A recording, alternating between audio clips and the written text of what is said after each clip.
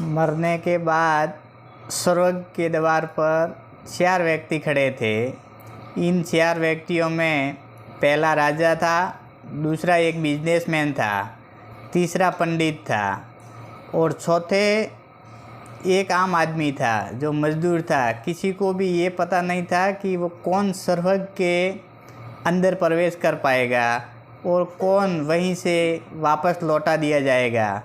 सब स्वर्ग का दरवाज़ा खोलने की राह देख रहे थे और आपस में बात कर रहे थे कि जैसे कि राजा को मरने से पहले से ही आदत थी कि उसने अपनी बात सबसे पहले बताई। राजा ने कहा, मैं बहुत प्रख्यात राजा हूँ, मैंने धरती पर अपना बहुत नाम कमाया है, इसलिए पूरी संभावना है कि मैं स्वर्ग में जाऊंगा। फिर व्यापारी ने अपनी बात सामने रखी। वह बोला, मैंने धरती पर खूब धन कमाया और उस धन से मैंने सैकड़ों लोगों की मदद की, इसलिए मैं ही स्वर्ग का हकदार हूँ। अब बारी थी पंडित की, तो पंडित ने मुंह खोला और सबको ये कहा, चाहे तुम जो सोच लो, लेकिन ये बात तो तय है कि स्वर्ग के दरवाजे खुलेंगे तो मेरे लिए ही। सब जानते हैं कि पंडित दिन रात भगवान को याद करते हैं, इसलिए स्वाभाविक है कि स्वर्ग में पंडित का स्वागत किया जाए। जब अपना अपना पक्ष रख दिया, सबकी नज़र से उस मजदूर पर थी जो चुपचाप अपनी नज़रें नीचे झुकाए बिना कुछ बोले वहीं पर खड़ा रहा। स्वर्ग का दरवाज़ा खुला और वहाँ पर एक देवदूत आकर खड़ा हो गया। देवदूत के हाथों में एक पुस्तक थी जिसमें इन सभी के कर्मों के बारे में लिखा हुआ था। देवदूत ने सबसे पहले राजा को अपने पास बुलाया और उसको पूछा, तुम बताओ, तुमने अपने जीवन में क्या क्या अच्छे कर्म किए? मैं इस पुस्तिका में देखकर फैसला करूँगा कि तुम्हें अंदर आने का है या नहीं। राजा ने कहा, मेरा राज्य जितना बड़ा था उतना ही समृद्ध था और मेरी राज्य के सभी लोग खुशहाल थे, सभी बड़े आनंद से रहते थे। मैंने उन्हें कभी भी किसी भी चीज़ की कमी नहीं होने दी। यही मेरे अच्छे कर्म की है। देवदूत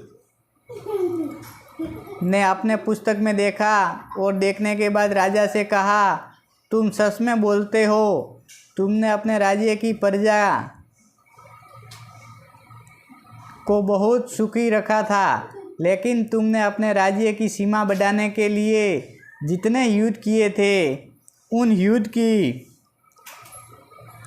वजह से हजारों सैनिकों को अपनी जान गंवा दी थी। उन हजारों सैनिकों के परिवार के दुख का कारण तुम बने हो, इसलिए तुम स्वर्ग में नहीं जा सकते। अब बारी थी व्यापारी की। व्यापारी से जब देवदूत ने पूछा कि तुम्हारे अच्छे कर्म क्या हैं, तब व्यापारी ने उससे कहा, मैंने सैकड़ों लोगों को खाना खिलाया, कई आश्रमों में दान किया, कई निराश्रित लोगों के लिए घर बना दिए। ये मेरे अच्छे कर्म हैं। देवदूत ने फिर से अपने पुस्तक में ध्यान से देखा और देखने के बाद व्यापारी से कहा, तुम्हारा कहना भी ठीक है, तुमने बहुत दान धर्म किया है, लेकिन ये दान धर्म तुमने जिस पैसों से किया है, उन पैसों को कमाने के लिए तुमने न जाने कितने झूठ बोले हैं और कितनी हेरा फेरी की है और कितनी मिलावटें की है, इसलिए तुम भी स्वर्ग में नहीं जा सकते। जब पंडित ने ये सवाल किया तो पंडित ने बड़े ही आत्मविश्वास के साथ कहा, मैंने अनगिनत लोगों को ज्ञान दिया है और हजारों यज्ञ हवन पूजाएं की है और दिन रात भगवान का जाप किया। इससे अच्छे कर्म और क्या हो सकते हैं। देवदूत ने अपनी पुस्तक के अंदर झांक कर देखा और पंडित से कहा, आपने जितने भी लोगों को जो भी ज्ञान दिया है उन बातों पर खुद कभी अमल नहीं किया। आपने यज्ञ पूजा या भगवान का नाम निस्वार्थ भाव से कभी नहीं लिया, इसलिए आपका भी स्वर्ग में आना प्रतिबंध है। मजदूर ये सब देखकर हैरान था। वह अब तक जिन्हें महान समझता आ रहा था, उनकी व्याख्या स्वर्ग के दरवाजे पर आकर बदल गई थी।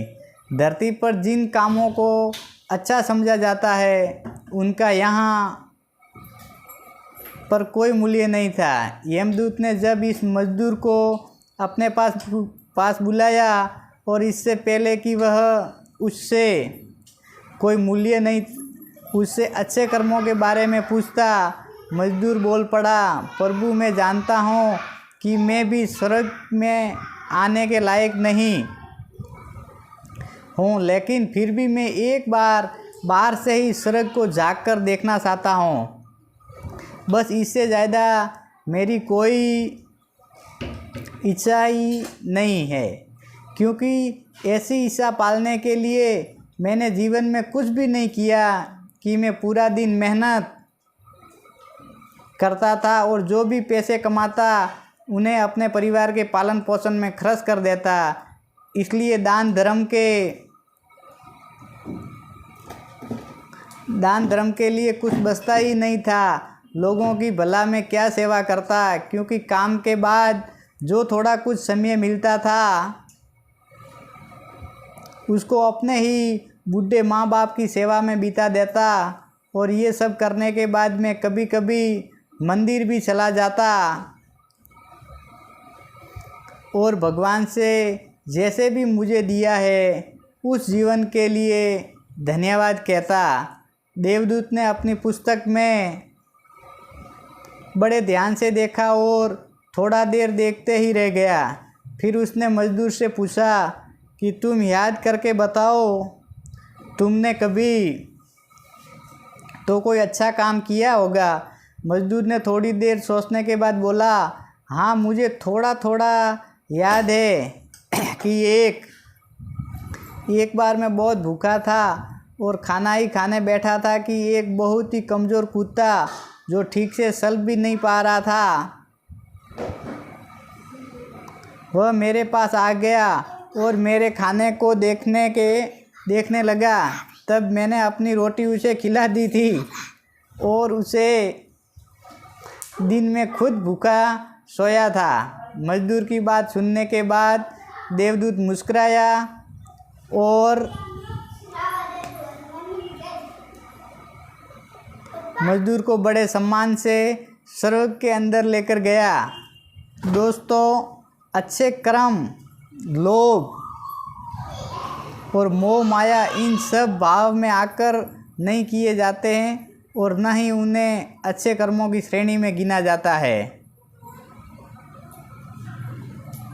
निस्वार्थ भाव से किया गया एक ही अच्छा कर्म भी आपके जीवन के सारे पाप धोने की शक्ति रखता है।